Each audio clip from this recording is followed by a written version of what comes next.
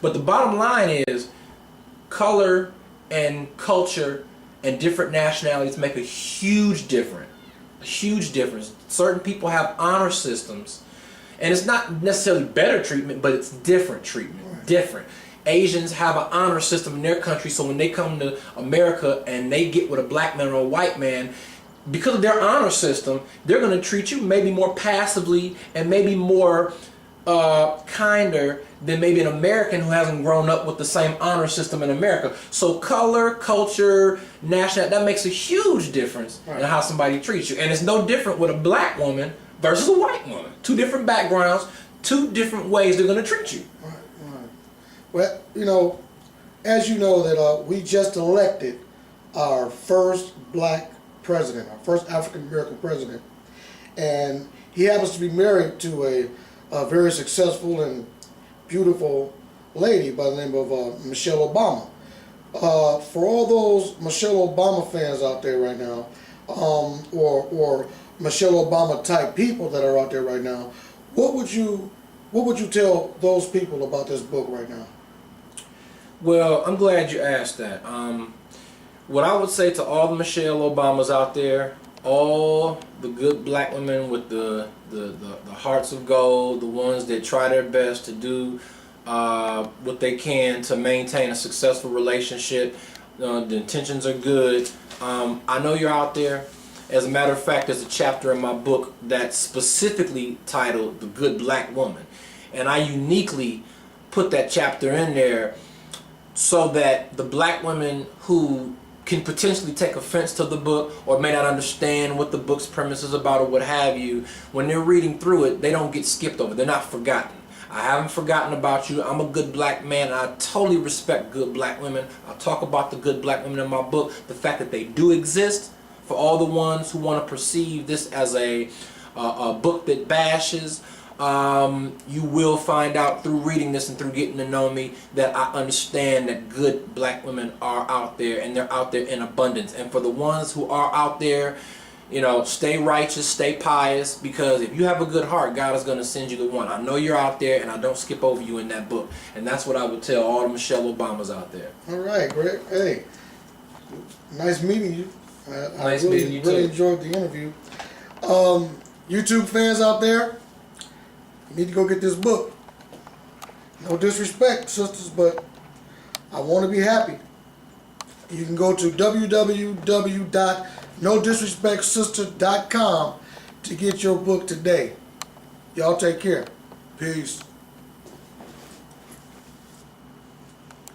Hello again, ladies and gentlemen, YouTube fans out there.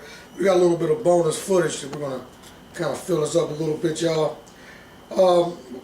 What has been the overall response to your book? Well, I've been pleasantly surprised. You know, in 2007, because this is a reissuance. I'm going to reissue the volume, but the original issuance in 2007 of this book, I went on tour just of the East Coast of the United States. Detroit, Pittsburgh, other East Coast cities, Midwest cities.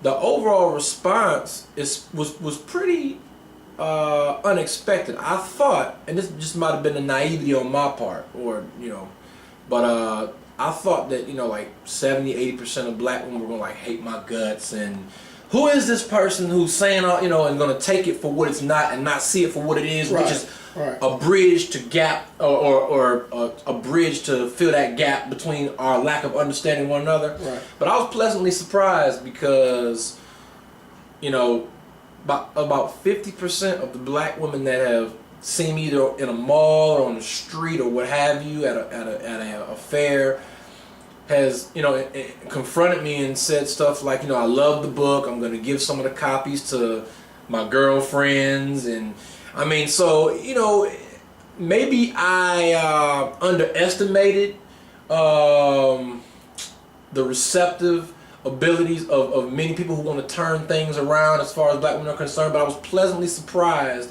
and I'm glad to say that, actually. I was pleasantly surprised. And black men, you know, of course, you know, more black men than black women tend to be able to relate to this subject because it focuses on us being the ones that are kind of misunderstood, so to speak. So of course, a lot of black men are expected to really be vocal in their appreciation and satisfaction of the book. But I was pleasantly surprised overall. Well, during the book tour itself, did you experience anything that really caught your attention, or something that you are going to really remember? Actually, yes. There was a girl in Pittsburgh, and I remember she actually was talking about the circumstance of many women in Pittsburgh, because Pittsburgh is a beautiful city. Beautiful city, by the way. I love Pittsburgh. Very progressive city. A lot of things going on. A lot of beautiful black women, successful black women doing a lot of good things. And his sister happened to stop and talk to us on the street, me and my crew who had been promoting around that time. And she had talked about her circumstance in Pittsburgh, which was that she's a working class black woman. She was obviously beautiful, making a significant amount of money. She was dressed well, very articulate, and she couldn't find a black man. She kept getting passed over in Pittsburgh by the black men in Pittsburgh, and they always bypass her. But yet and still, she'll see couples with black men and white women, black men and Latino women, and other cultures being very happy. She's wondering, why not me? Why? And it brought her to tears. And you know, and I think that's what's so important about this book, is the fact that, you know, it shows what a lot of bad apples can do to one good apple. I mean, if you have a lot of, you know, sisters out here that are not on their job, and, you know, you have a lot of men responding to that, black men responding to that, it does a disservice to the black women such as the one in Pittsburgh. I'll never forget that for the rest of my life. I'll never forget the tears coming down her eyes, and I believe her. You know, it's not like I think this was some type of front because we were doing this promotion. I could tell that she was genuine, and I think that she just suffers from being in a society where a lot of black men are just untrusting of black women, and she just happened to be victimized by that phenomenon. I wonder, did it help her out? Did it educate her a little bit? Well, that was, you know, I had talked to so many different women and men in Pittsburgh. I can't really keep communication with all of them. Right. But I did tell her that I feel that, you know, the way she was and the way that she appeared to be sincere. I told her that I think she has one on the way. And I'm not just saying this, I just don't say this to anybody, but I told her that I really believe that if you're as genuine as you say you are, and you seem to be, I mean, nobody else will get that emotion filled, you know, that emotional over something that they're fronting about.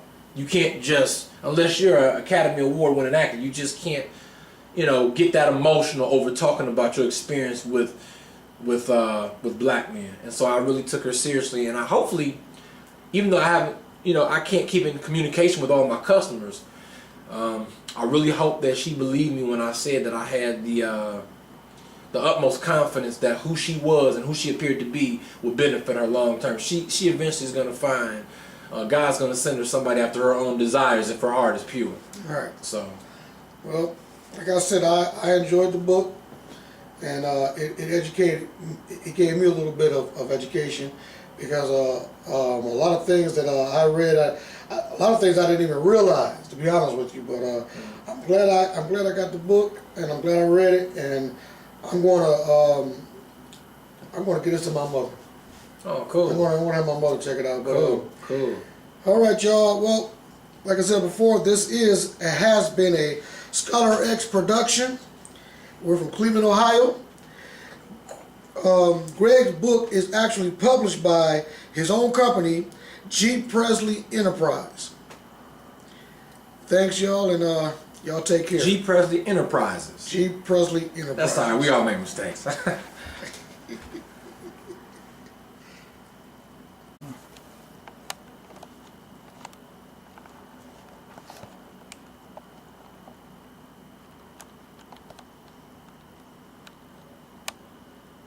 Is it recording?